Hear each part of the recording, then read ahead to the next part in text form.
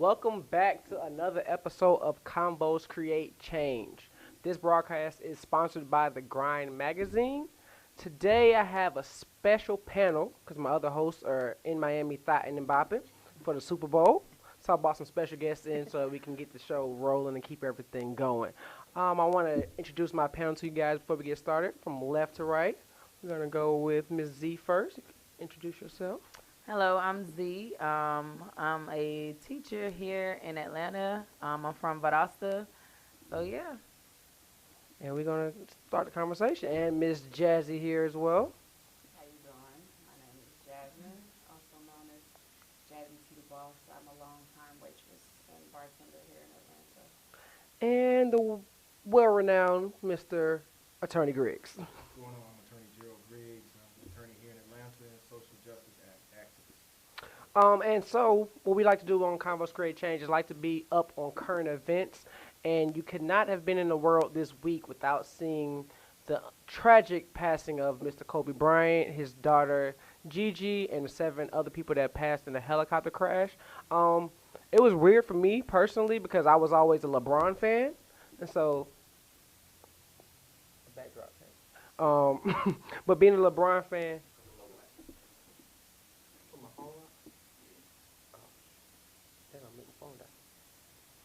Oh, but being, I don't see nothing. Yeah, whatever. Okay, but being a LeBron fan, it was always a little dysfunction for me because it was always a competitive spirit. It was one or the other, and that was one thing I hate about our cultures. We are so divisive when it comes to great people. We have to pin one against the other. So it was kind of dope in a sense that his last tweet was bigging up LeBron in a sense, and they shared that brotherhood, that bond together. But one thing that it did come from that I saw that went viral this week as well was the hashtag girl dad. There was a lot of people sharing the girl dad information. A lot of pictures were shared with females that had fathers in their lives, a lot of dads that were just fathers of women as well. And so I want to bring in definitely some women on the panel today so we can discuss that and how that relationship is built with girl dads, and also have a girl dad, Mr. Griggs, you having a daughter yourself. So y'all feel free to chime in and just discuss the relationship you have with your father or you as a father, and we can go from there. Well, for me, my dad is like my best friend. He's been in my life all 29 years. Even now, we talk weekly, and it's definitely made a difference in how I interact with men, how I grew up, because I see now how some females, that's something that they struggle with. Here they're older, 28, 29, early 30s, and a lot of the choices that they've made goes back to whether or not they had a dad, or if their dad was there, was he like really there? Because you can have a man in a house and he's still not there. Definitely. So yeah. What about for you, for Miss Jazz? How was your relationship with your father? Non-existent. Non-existent. I know who my father is. I know where he is, but we have never, we've never had a relationship. I don't, my mom has been my dad my whole life. Back in the 80s, when they said the 80s baby, that was the crack era. That was really like, for me. My dad is still, currently, that took over his life and is still currently over his life. He never seemed to shake. And, unfortunate that, me and my siblings never had that, interaction with our father. But also that's the reason I never let having that lack of a father be an excuse as to, what you do or what you don't do, because I didn't have one and I'm not out here losing my mind. So when girls say I didn't have a father and I'm out here, this is why, no, it's not. That's the reason you want to. You're not going to use you not having your father as to why you out here thotting and bopping, and you cut it out. Yeah, I think some people can use that as an excuse, but I mean, I think everybody has different experiences. Nah, B. Not going. You ain't cutting them no slack. But I think you see the women who I think a lot of times in our communities we don't have a sense of a father in the home with it that gives us that morale, that integrity that is needed at times. And I guess for your situation, your mom was that void. You would say. If you know, one parent, two parents, four parents, if you have a parent that is that voice, that's all you need. My mama let me know, you act a fool if you want to. You my child. Dad or not, try it. That's all you need. And I think that's the thing that's really, really missing coming up now. I feel like the next generation has a lack of good parenting, and I feel like it's an excuse. But at the same time, I feel like everyone knows the morals and the integrity that they should hold themselves to by standards and how they should relate. Now, I know you, Mr. Griggs, having a younger daughter coming up. How do you intake on how you want to perceive that moving into the next generation, the guidelines and being there as a father? Well, first and foremost, I just want to give my condolences to the Bryant family for the loss of Kobe. You know, I kind of grew up the same era, with the same age, so I mean, it hit me really hard. You know, I wasn't a super big Kobe fan because I'm a fan of the original Kobe, and that's Michael Jordan.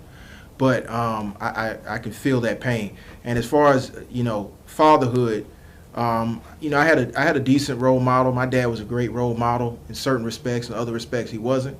And now that I am a father of a young lady, it's the most interesting, joyous, scary, focused, unfocused. It's just a lot. Yeah, and so when definitely. you have a little girl, you know, it's the most blessed moment of your life, and then the most afraid moment of your life, because you know you bringing another life in this world, and then you know what's out there, you know, and you know the predators is out there, you know the guys Right. that want to take advantage, you know the obstacles that are out there. So for my little girl, you know, I can really connect with what Kobe was trying to do by being ever present.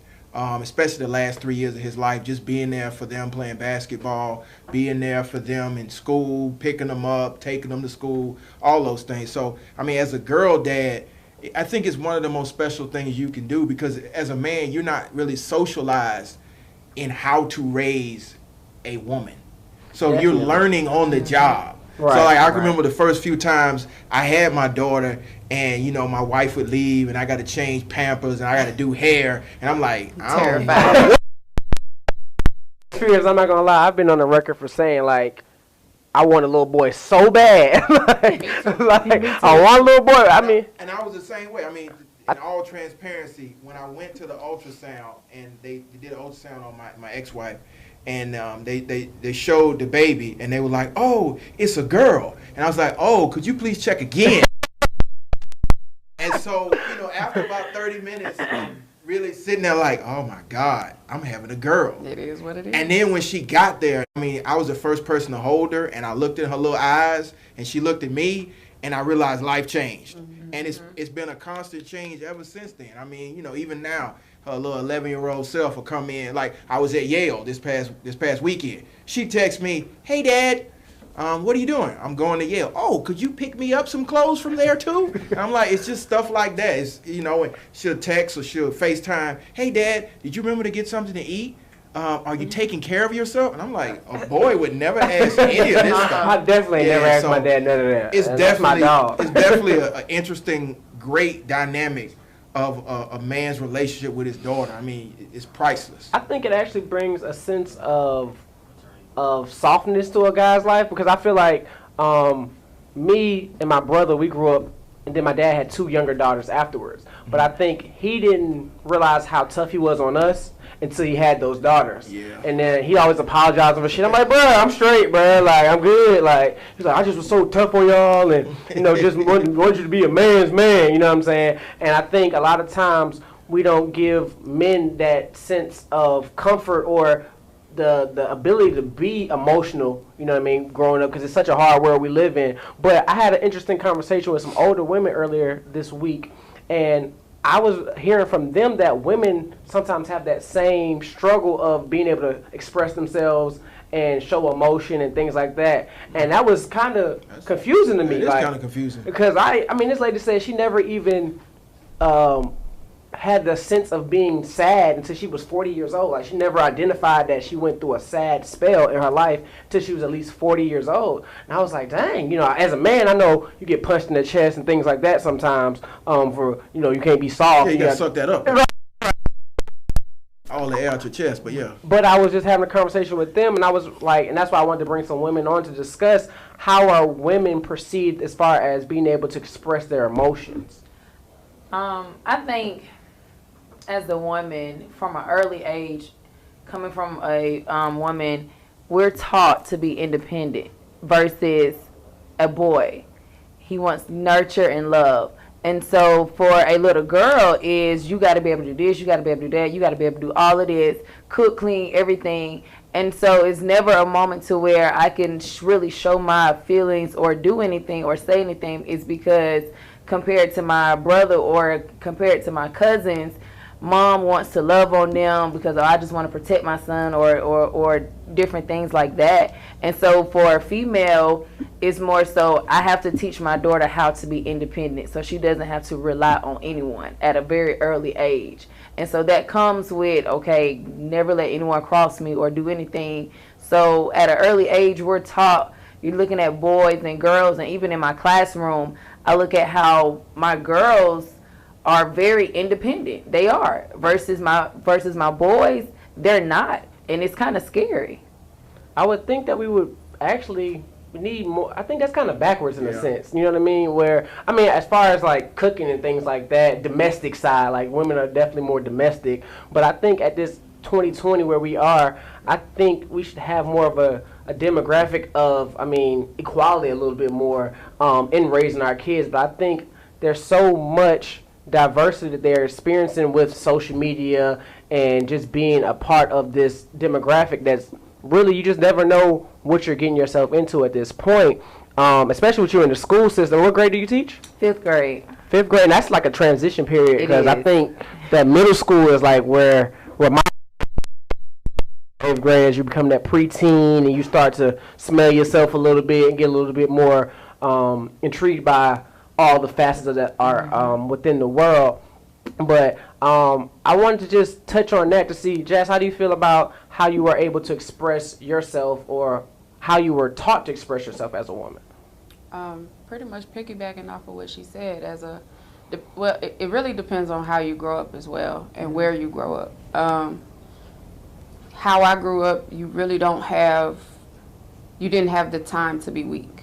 And in certain instances, you can't show people that weakness. Right. They'll play on it. Definitely. So me being the oldest and the only girl in my house, you don't have time to be weak. I had 2 younger brothers. My mother was at work. I'm the one responsible for getting him on and off the bus. At the time, I only had 1 younger brother. The other one was a baby. You know what I'm saying? So, you know, I had a stepfather, but that's neither here nor there. He wasn't. Gotcha. Shit. So, you know what I'm saying? I was responsible, like she said, I wash the dishes. You know what I'm saying? I asked my mom one time, why we don't use a dishwasher? She said, you are the dishwasher. You know what I'm saying? So, washing clothes, washing dishes, that's what we did. You know, taking out the trash. We had responsibilities at an early age, and you really don't have time, depending on how you grew up and what you go through, you don't have time to be weak. You really don't even have time, and then depending on the relationship that you have with that parent, you don't get to express yourself. You know what I'm saying? Most, whether you realize it or not,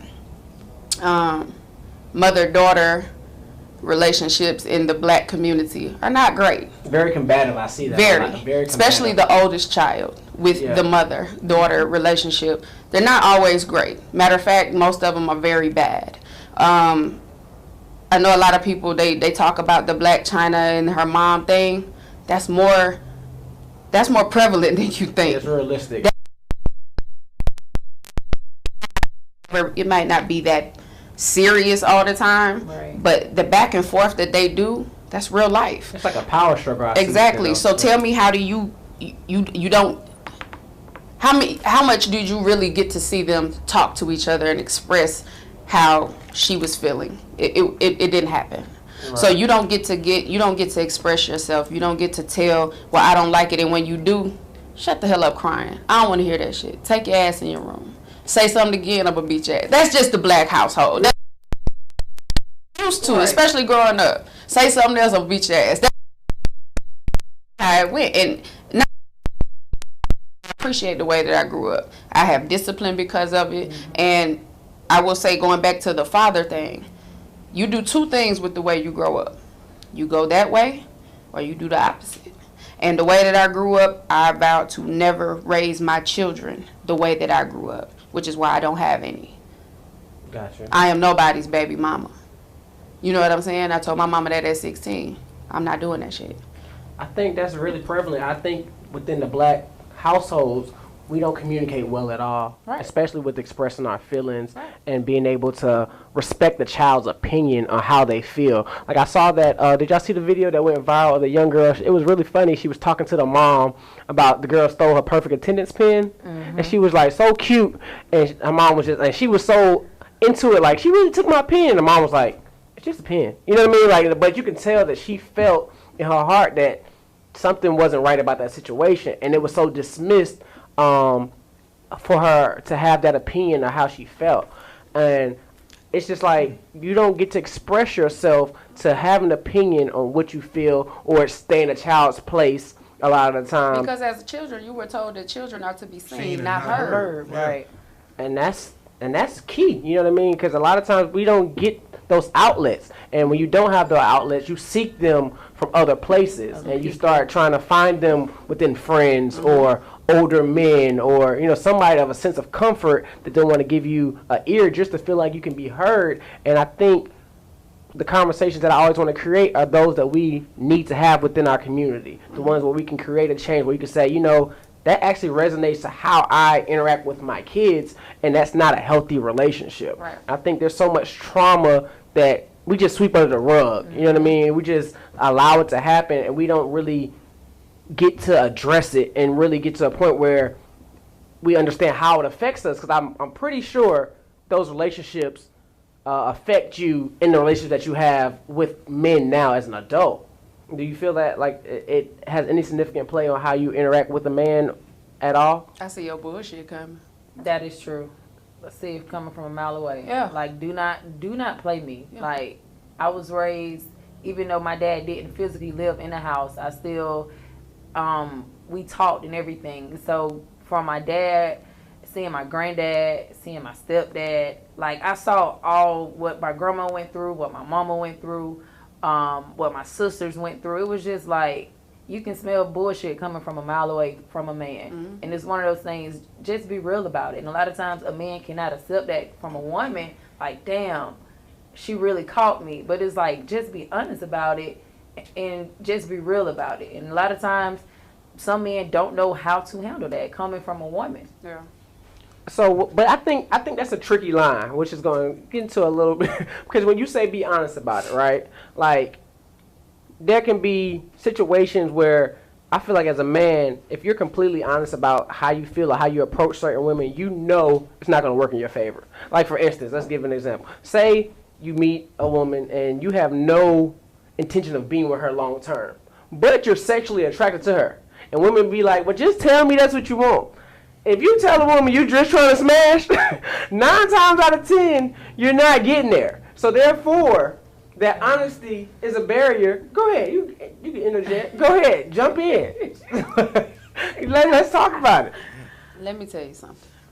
I don't know if you men have caught on to this yet. Women, sorry ladies, I'm about to give away the shit for a second. Go ahead. Fuck it. Women think about sex scientifically, this is a fact, more than y'all do. Of course. We just know how to control ourselves better than you. We don't want to fuck everything that passes us. So there's a difference in how we maneuver than you do. You'll stick your thing in anything. That don't mean we don't want to. We looking at the niggas too. We just know better. We know how to. Go ahead. We know how to handle ourselves a little bit better than you. But if you keep it real, with that woman. Who's to say the way that we feeling ain't the way that you feeling? It might work out in your favor, stupid. All you gotta do is tell her. Right. Cause I'm gonna keep it all the way above. I'm sorry if you see this. Yeah, it's you. I didn't had one, or whatever. I didn't had one. Who he told me he felt used. Because that's all I wanted too. And then I told him, I didn't talk to him no more. And he was like, well, damn, that's how you do? Nigga, the fun is over. Like, that's all you have to do is keep it real. Because she might just want what you want. I don't want to go to the movies. I don't want to go eat. I don't want to hold your hand. I don't want to be out in public with you, bro.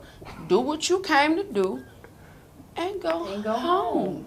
But see, but I feel like for a woman, there's more of a no. I don't want nothing else from you, bruh. Go home, Roger. Like, what are you talking about? Boom, boom, go home. But there has to. Y'all don't think there has to be some. I feel like for men, I feel like we're okay with that, right? But no, you're not. No, you're not. Some y'all be wanting to cuddle after. No, no, you're not. I knew how to jump in out the game for a minute. Right. But maybe it's a different type of dude out here.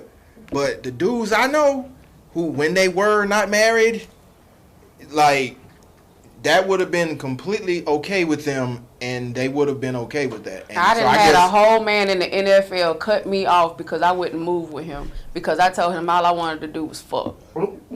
But see, I think they building these dudes different. Right. Dude out the 70s, but you I ain't got think that problem. there's some type of I can't believe I just said that on camera. Convos create change. But I feel like there's a certain point of comfort with that person. Like, I'm talking about like from the introduction, right? All right. Like, I'm talking about from out the gate. I feel like once you know somebody and you are comfortable with them and you know y'all connect on that level, then you can get to that point. You know what I mean? But I'm feeling like when a dude first meet a woman, he like, every guy that ever passed by an attractive woman was like, damn, I'll fuck the shit out of her. That's our mindset. Like, that's... And we saying the same thing. Right. Yeah. Unless you're in an intoxicated environment at that initial... No, you're honesty part of it, where you have to engage a little bit so you feel like, you know, you're comfortable in that space. You know what I mean? Because I feel like there's definitely women who know our barriers of what we have had or established over the time where we just fucking, bro. Like, I'm just gonna call you when I leave the club, you know what I'm saying? And it ain't nothing more than that. And I think you can, but I think it takes a certain level of getting to know where y'all are comfortable. Like, dudes would be like, shit, I got there and take that thing home tonight and beat that thing up. And so when you say you want honesty from a man, what are you looking for in that honesty? Like, how honest do we have to be for you to get to that? Because a lot of times we know, like, if we come off straight off that, it ain't going like that. You know what I'm saying? You just done wasted your shot. You're going to have to put some type of... Excuse me, sir. If it's not a truth, it's a what? It's a lie. Okay. And that's why we into it. That's why we it ain't no deeper than to that. A certain extent. It ain't no deeper than because that. And it's not even a whole lie. It's like it's a half lie. Because it's like... If it ain't the truth, it's a lie. It ain't no deeper than that. You know, so it's women out here that really want a man to come forward and say, hey, look, I ain't really trying to have a relationship with you. I'm trying to have sex with you and your homegirl, and everything is cool. No. And so not that I would ever try. This is the politically incorrect version of Mr. Griggs. But I'm just saying, like, I'm trying to rationalize what you're saying, because I don't know if women are ready for that level of honesty from a dude. And they always ask for honesty, though. And that's why the truth of this is, I don't even know how we got this far. But the truth of this is, because we way off subject. Yeah, we went from girl dad to honesty in a relationship. Okay, right now. But the truth of the matter is, the men are the ones who cannot handle it. Okay, you dish and you can't take. Because when it comes back around and it's time to be honest with you, you want to kill something. That's the problem. Now, be able to take if you can dish it out.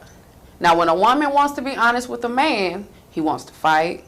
He wants to throw stuff. He wants to kill somebody. He want to go looking for her and the nigga. And he want to lock doors and break tables. We definitely emotionally unstable. Exactly. And the dog. Exactly. The dog was in there. So don't say that the woman is emotional. You know what I'm saying? Don't try to put the emotions on the woman, because when a woman is done, be clear. She's done. She's finished. Definitely, I can agree. Absolutely. That's not how the man works. We're very possessive. Men are more emotional than women. We just show ours differently. You try not to show yours. It lays dormant. We put ours on the front side. We ain't gonna hide it from you. We letting you know this is who we are and this is how this is gonna work. What you try to do is play hard until we ain't fucking with you no more. And then you wanna act the fool like we ain't even know it was there. We know. I can agree with that. I think a Absolutely. lot of times, and you know, as I date more and I've been told I'm a lot shelled, I don't open up easily, I keep a guard up, you know what I mean? And I think that's a trust issue within dating. And also, I think everybody's afraid of being vulnerable. And I think everybody lacks that. You wanna know why? Because you tell half truths. Well, I don't If you think tell that the works whole for truth, me. vulnerability is not a problem. Why would I be vulnerable with somebody who's not going to tell me the truth? Well, That goes back to being honest. I think from my personal standpoint, it's just that we live in this social media era. And anytime you open up yourself to a certain extent, you never know, you know, people are so quick to want to expose. And so therefore, you gotta see to a certain extent how much somebody's fucking with you to really get to the point where you're comfortable with them or sharing the information with them. And so I think for me personally, I'm completely honest with a lot of women, or was or whatever, because I ain't finna get myself in trouble. But I think, you know, the one that I do significantly see myself potentially dating long term, I've been completely honest with, you know what I mean? But I think it took us having a conversation and her being able to say that that's not, I don't feel that from you. Even though you may say, oh, I fucking with you tough. You know what I'm saying? I think it's always a communication barrier. And I think, like I said, it goes back to our communication and how we talk and how we communicate, and us offering that sense of vulnerability to trust someone else with our emotions. And that's a tough thing for a man. I know it's like, all right, well, now I put my emotions and my feelings on the table. Bullshit. Then you have the crazy dude that end up, that nigga, y'all seen that shit at the airport? The nigga killed the girl at the airport, killed the other girl, then killed himself. Yeah. It's like, that's kind of deep, you know what I'm saying? But I think we don't express ourselves enough to a certain extent. So I think we have to do better and, like you said, be honest from the jump about what we're looking for. And that's been my thing. Like, I'll be quick to tell a motherfucker, like, look, shit, I ain't looking for nothing serious right now. You know, or if I am, hey, shit, you know what I'm saying? So, and then I think a lot of times people lie to themselves and think that they can get you to change also. And so they lead themselves on. That's my biggest thing. As long as I don't lead nobody on, then I'll be like, look, bro, that's on you. Like, I'm telling you up front, this ain't gonna be more than what you trying to make it. And if you cool with that, cool, we can roll with these punches. You know what I'm saying? But I think it always reverts back to communication and honesty within ourselves. And to try to get back on topic a little bit, because we strayed real right. But We went straight down into the valley. But it started about honesty, though. You know what I'm saying? And that's a conversation I think we have to have, because we always say what we want or what we're looking for, but we aren't being honest with ourselves and saying whether or not we can take someone at full face value of coming at us raw. Like, look, this is, and then I think it also depends on the person that's give you that honesty and whether or not you actually are interested in that person. Because I see women where one dude will hit them up and they curving them real hard, and another guy they're interested in will hit them up with the same direction, and you know they're more engaging with the conversation. So I think you got to be able to understand whether or not a person wants to even see what it could potentially be with you. And I think that's the point of the conversation. The honesty was whether or not we just fucking and building, because everybody trying to fuck. I mean, that's less.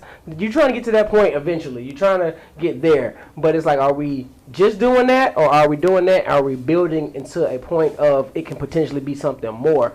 And I think at the point where we are, 29, 30 plus for us. I think we're at that point where we're trying to gauge whether or not this is going to be something that we can have long term. And so I think that conversation has to be had, and you have to be able to go back and forth with that conversation with your partner. And so I want to open the floor for you guys to ask whether or not you feel like you've been honest or lack honesty in your situation that you deal with people. Well, for me, I've been very honest. I think it's easier for women to be honest too. It's like y'all are more selective. You know, we're shot shooters. You know, you miss 100% of the shots that you don't take. But then I've also been told by men that I can be, they are intimidated because I'm so honest and because they look at everything that I have going on, and so it's just like, dang, she ain't got nothing to hide from me versus some of maybe the other chicks that they've ever dealt with. So it's one of those things like, how do I handle a woman or how do I even communicate with a woman like her, because she's different. She's telling me the truth. She's being honest with me. She ain't trying to hide nothing from me. She ain't on no bullshit. So it's just one of those things. What am I supposed to do with that? Because I've never had that. And I think that's a fear of missing out. Like, I think sometimes we get to a point as a man where we know that a woman may be a little bit out of our league. I can't really, but you still pursue that person and you can, you know, try to impress that person. But I think sometimes we have that point where we're trying to date up and you step on some toes, and sometimes you have a woman that you come across that's out of your league and you can't really gauge that comfort. So you try to put on a persona that you're not, you know, to a certain extent. But do you feel like, if we go back to what we're talking about as far as the lack of emotions in your upbringing, does that relate to how you date or how you're able to communicate with partners? It wasn't easy. Excuse me. Like, I can admit that in previous relationships, my communication sucked, and it had a lot to do with how I was brought up. And me just being just a quiet person, not really being able to go and say whatever I wanted to say, feel, and different things like that. So when it came to a relationship, it was just like, I really don't know how I feel about you. Like, I really don't know. Like, stop asking me questions, because it was like, I don't know right now. But then after going through that breakup and everything, I had to take a step back and realize what was the biggest issue in that relationship, and it was communication. It sucked. So I had to learn from that. And so now, moving forward, it's one of taking that lesson and saying, I'm going to change on how I communicate with people, and not just personal relationships, but even at work and so forth. I'm going to come to you and tell you how I feel and things in that nature. And it's more so out of respect, because I'm not going to walk around with my mouth closed thinking I'm not supposed to say anything. And a lot of times that's how we raise our kids, and they grow up with all these other issues.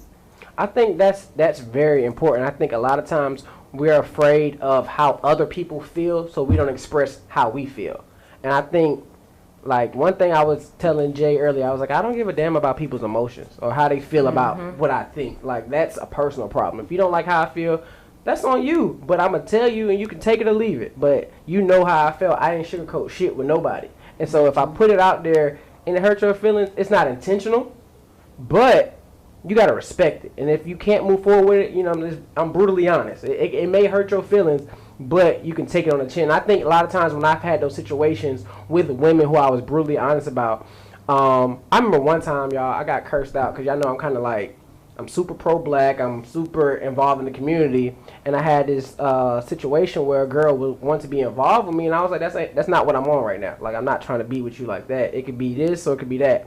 And then she went into like, you're like the Malcolm X of the community, and how are you out here leading women? I said, I didn't lead you on. I told you from the jump that this is what I was talking about. So I think a lot of times we get into a sense of playing with people's emotions. You know what I mean? And I think, like I said, that goes back to honesty, because we know from up front what we want from a situation, and we know whether or not we want to pursue that person in a sense of relationship, or we just trying to smash.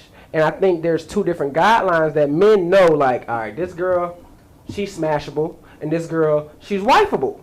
You know what I'm saying? And I think we have those intentions in our mind whether or not we want walk those boundaries or not and be honest with that person.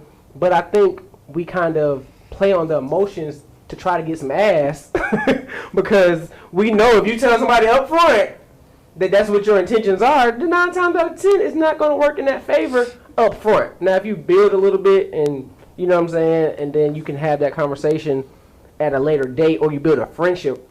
But ain't nobody trying to be y'all friend either. Ain't nobody trying to be y'all friend. So when you say honesty, I think that's a hard discussion that our community does not have. So I'm glad we actually started off of that. So let me throw something in there. Sure. Maybe because I can hear my dad talking, and I'm kind of at that age in my 40s. But dating can be real difficult. And I'm hearing this perspective, but I guess I'm gonna come to it from the old bull perspective. What if you really tried to get to know somebody? Like, a lot of women expect men to be completely after what's in their pants. What if you could care less? What if you trying to figure out who she really is? And that throws a whole curveball in it. She's saying you're being honest. He's like, okay, I'm being real honest. I'm not interested in you like that. Let's get to know each other. That way you can break down what's really going on in her mind. Because, I really didn't understand dating. And my dad said this for a long time, and I didn't listen to him. He said I didn't date enough. And he also said, you dating just to get to a certain point. How about you just enjoy the voyage of dating? And then you start to really weed out those folks. I don't believe anything about dating up. We all got issues. Whether you got a whole lot of money, you look good, you got all these things going on, you still got some baggage. So what if I figure out what that baggage is before I try to get in your pants? Because if I get in your pants, that baggage gonna come out. And so, that's how I looked at it because I went through one marriage. And then I went through a whole series of dating. When I dated a lot. And maybe someone watching. Yeah, you were part of the dating. Once I got to that point that I was like, man, I'm just doing the same thing over and over and over and over again. Let me step back for a moment. Step back from me. Let me get to know this person. I think you have to get to that point. You have to go through your whole phase sometimes. You know what I'm saying? Understand that that's not what you want. And I think it's prevalent more so now because it's so much easier to get it. Yeah, it's a lot easier to get it these days. You scroll on your timeline, there's some ass on your timeline right now shaking. It's clapping. Timeline all the time. So, it's easy to jump out there. And that's the one thing that I hate about people saying to be honest with them, because it's how you present yourself as well and how I approach you. If you putting your ass out there, you can't be mad at me for trying to fuck. That's what you did. And so I think, people don't take into consideration their actions and why people respond to them the way that they do. You know what I'm saying? I know some girls, I had a conversation with this girl, she was like, niggas don't slide in my DMs because they know what standard you hold yourself to. And so you're not going to come at her like that because she's not with that. Mm-hmm. Now, if you see a OnlyFans in the bio, you know what I'm saying, for $10 a month, you can see whatever you want to see. You're going to probably come at that person a little bit different than somebody that's holding themselves to a certain caliber. So I think it's key to what you said, whether or not you want to get to that point of dating someone or where you are with yourself, because I think you have to be engaged enough with yourself to say, all right, I'm done with that. I ain't trying to hit nothing tonight. But to really say, damn, we can really have a good conversation. Once you get to a point where you can enjoy doing nothing with a person, that's a whole different connection. Where you want to, hey, did you see this meme type of shit? Or, you know what I'm saying, that's a different vibe that you get from a person where you're mentally, sapiosexual, where your thought process, a lot of times, I get turned off by how women think. I be like, bro, that's some dumbass shit that you said. I seen a girl who I used to think was really attractive, I guess, and a lot of times I think women be hurt by the dating that they went through. So I think this one girl, she was hurt this week, and she was like, I don't want to date black men anymore. I'm like, how the hell? Prove me wrong. No, I don't want to deal with that shit. I just think that the shit you said was ignorant. So how do y'all feel about how women put themselves out there, and then how do they get the response back from it? How does that resonate with y'all as females from seeing a standpoint of women just being out there? have a standpoint on that. What? I don't. I mean, that ain't never been my life. You know what I'm saying? What I put on, I used to put stuff on social media, but that was for work.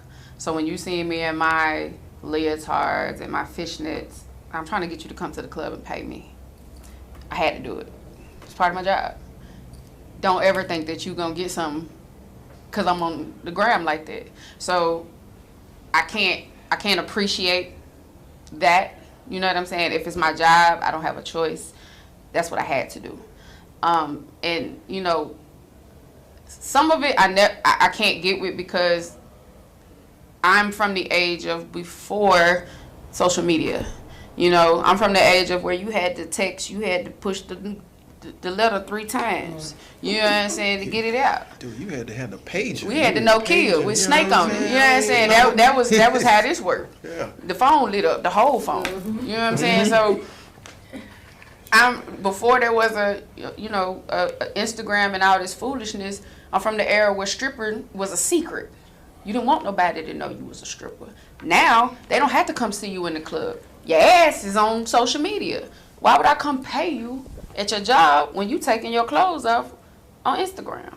You know what I'm saying? Like, I don't feel no type of way, but at the same time, I support the naked hustle.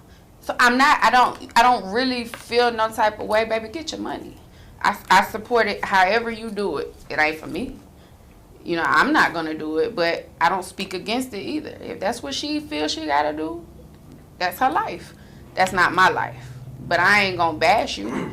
But in one sense, I feel like it's saying, well, you can't be mad if that's what I do, if this is what you put out there. That's like saying she got raped because she had them clothes on.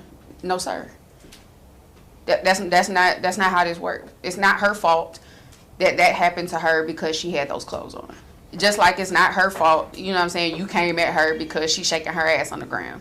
You don't have enough discipline to scroll past that shit. You wanted to talk to her.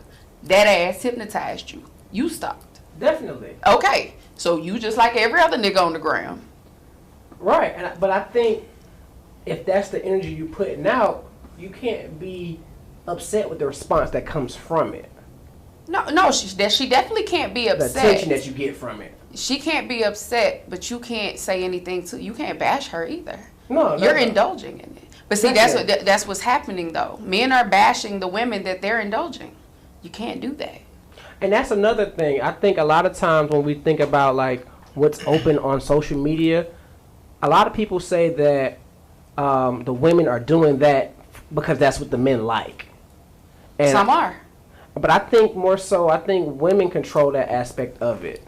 Because we just like women in general. So whatever you doing, we going to be open to it. And I think it's so much of that out there that it's easy to dismiss somebody that has standards because you can easily find some more of the ass shaking and somebody with low standards, you can just keep it rolling. It's like, all right, oh, you want some bullshit. And that's the fucked up part. Like morals, integrity, being an upstanding person is looked at as some bullshit because it's so much of the negativity, the ass shaking, not even, I wouldn't say that's negativity, but so much of that is being pushed in our media, social media wise, that people it's easy access to it. So you like, a guy doesn't have to really try that hard to keep him pushing if that's not what you're into. He's like, oh, well, she ain't talking about shit, next, you know what I'm saying? And you don't really have to even indulge in getting to know a person sometimes because you can just jump in the DM, and if not, okay, cool, that one didn't work out. Like I said, you're going to shoot the next shot.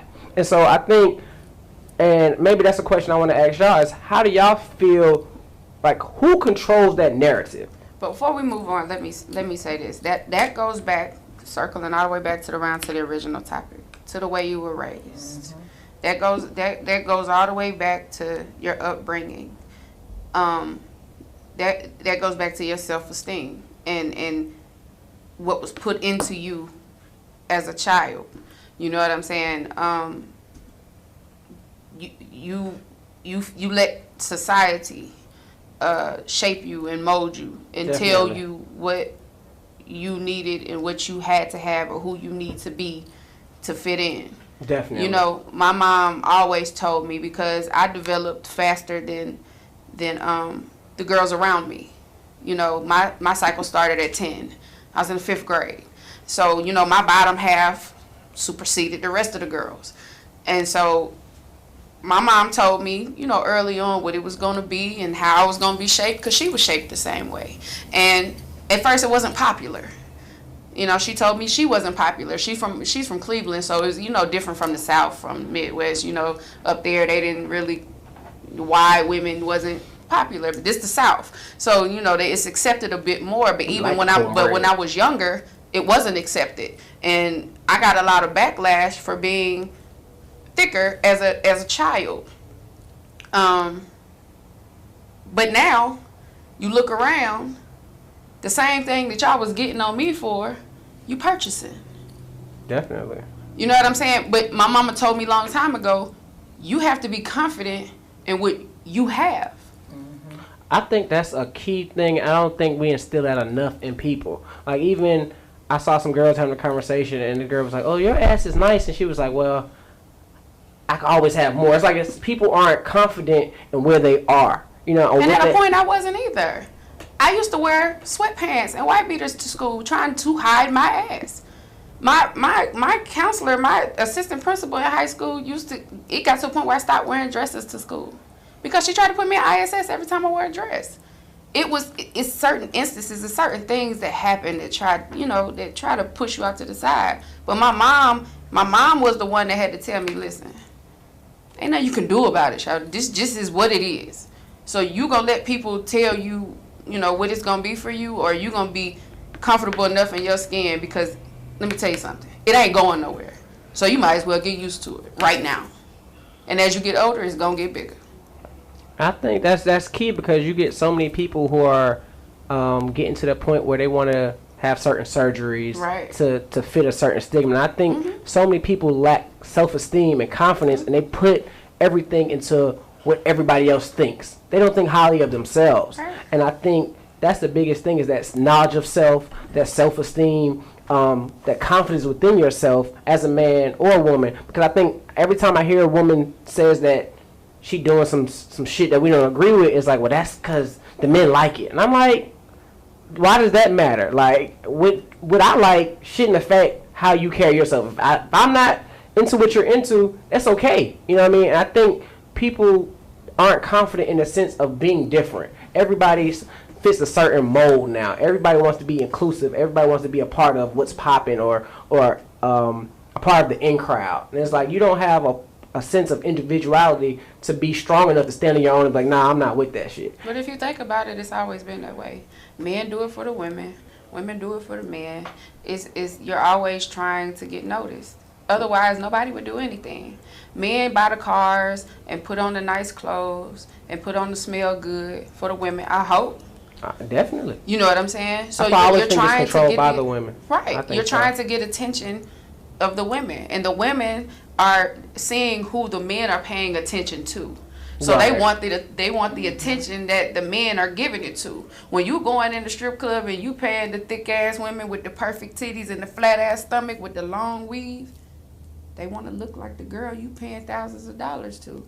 So I need to go fix my body. I need to get a flat stomach with a fat ass and perfect titties and weave. I need to do all that. Don't get me wrong. I love my weave. I love my long nails, but I've been wearing these same nails since 7th grade. I'm not fixing myself to look like them. I've been this person. You know what I'm saying? But they see what y'all like, or they see what men, not y'all. They see what men are paying attention to. They see what men are approaching, and they want to be approached. They want that attention. Yeah, they want the same attention y'all are giving them, because when they walk out with their natural hair or no makeup, y'all not giving them that same attention. If y'all paid the same attention to those natural women that y'all paid to the made-up girls, they wouldn't do all of this. But they feel like they're not getting that same love. Definitely. So I got to go nip tuck. I agree with you 100% on that. And I think that's key. You know what I mean? What attention is put out there. But I think a lot of times men I think we're going to go with whatever standard y'all hold. You know what I mean? And I think it's a interesting balance of the two, because it's a repeating cycle, and it's not getting any better because no one's really no one's comfortable enough breaking a cycle. It's like when I first started doing the marches and the protests and stuff. It wasn't a cool thing to do. I was really getting a lot of jokes and things. Like, I had to stand on my own and be like, man, fuck what y'all think. I'm okay doing this because this is what I want to do. I got to the point I was like, dang it, nobody giving a damn about the positive shit I'm doing. And so I think you have to really get into that knowledge of self and really depend on what do you want? Or how do you want to be perceived? What attention do you want? And that is the key to figuring out how we move forward, is expressing yourself as an individual. And But where did you get that from? Who put that in you? I mean, it comes from, I think, Parents, from my right? parents. Upbringing. Yeah, upbringing. That goes back to everything we're talking about. Exactly. If you don't have that root, you're not going to have that. And OGs are almost extinct. Definitely. Because that's what I was sitting here thinking. Because I'm sitting here listening. And I mean, we had this same conversation more than 20 years ago. And my first thought is, you know, strip club been big in Atlanta for a long time. Forever. A long time. And so if we still doing the same thing, it's just with social media, has anybody thought to go ask the generation in front of them what that leads to? Mm-hmm. Because let's just be real. How many 40 and 50-year-old strippers are out there? A lot. They're 40 and 50-year-old strippers now? It's the 40-year-old strippers, and they look better than the 21-year-olds. some young if you ones. want I to mean, be. yeah. Okay, well, let's go a little bit higher. Yeah, that's my, I think at some point we got to realize one thing. Just like we was a creature of habit to the television, which was being programmed to what we see, we're a creature of habit to the algorithm. Because is it really what men want to see, or is it what the algorithm is telling you men want to see? Right, because I think when you get to a certain point, even though we want to see that, we don't want to see that in our woman. That's true too. So it's like, but let my girl be on there half-ass. No, that's not. I'm not going for that. I don't. My whole thing is I don't want the woman that everybody can see or have. You know what I'm saying? You can be as nasty as you want to be in my messages. You can send me whatever you want to send to me personally, and I'm cool with that. But when anybody and everybody can see it, that it loses a sense of exclusiveness. Like, I don't want to buy the products everybody can have. I want to feel like this is special to me, and I'm the only one that can get this right here. And y'all can look at it, and you know what I'm saying, when she's fully clothed, but when she leave here, it's Mr. Nasty time for me. And nobody. We have to understand what we want. You know what I mean? Because 9 times out of 10, if you ask a man if that's what he wants in a woman, that's not what he wants. But we'll be entertained by it while we're being single. But that's all the good girls are seeing. They only see you talking to those women. They only see you paying those women. Mm-hmm. You're not paying any attention to the good girls who ain't doing nothing. The ones sitting back not saying anything to you. You're not paying them any attention. You're paying the girls half-ass naked the attention. You're paying them the money. I think that's a great point. I think who all the baby mamas is? The strippers. Yeah. Okay. Well, it depends on Wait, hey. Depends the on limelight that you in. the They level of dudes you check. dating. But yeah. Yeah, I mean, and I think we put too much emphasis on the celebrity aspect of it. Not even that, because it's a regular man's dream to get a stripper. For the night. Hey, that leads to 18 years. Oh, I wish, because one of my co-hosts, he's been indulging in that. I wish they would come back. Right, we'll have to. Definitely got to bring y'all back on to have that conversation with PT and Easy, because Easy is a club host. Oh, yeah, I know. PT is always in his sidekick, and they're always, like I said, they're in Miami. They were working actually. You know, they weren't just. No, Easy did have to host a couple parties the weekend. We don't believe you. He is a registered club host, and he did have a couple, and they on the way back right now. They had like 3 more hours left on their drive back from Miami. And so I definitely want to open the platform to y'all coming back whenever y'all want. I definitely want to keep the conversation engaged as far as Convos Create Change, because I think I always want to have conversations that people aren't having, that we know we need to have, but we aren't really engaging in, and we're not understanding others' perspective of why they feel the way they do. And just to get a sense of understanding. You know what I mean? Not a right or wrong. There's never a right or wrong with me, but it's I can understand your perspective and where you come from. And so I want to wrap up today's show. I want to say thank you to all my guests. Attorney Griggs, my mentor, Miss Jazzy T, the boss, Miss Z. I want to say thank you guys for joining me on Convos Create Change. I need y'all to like, share, subscribe to my YouTube channel. It's Convos Create Change. You can see it on YouTube. We're on all platforms as well. And we are on Spotify. We're on Apple Podcasts. We're on everything. You need to check out the Justice Media eStream Live Podcast Network. So thank you for tuning in to another episode of Convos Create Change, and where we always want to make sure that we don't shy away from anything. We want to address all of our differences, all of our fierce conversations that we need to have, and we keep on moving forward and creating a change. So thank you again. I am your host, Scotty Smart, and I'll see you next time.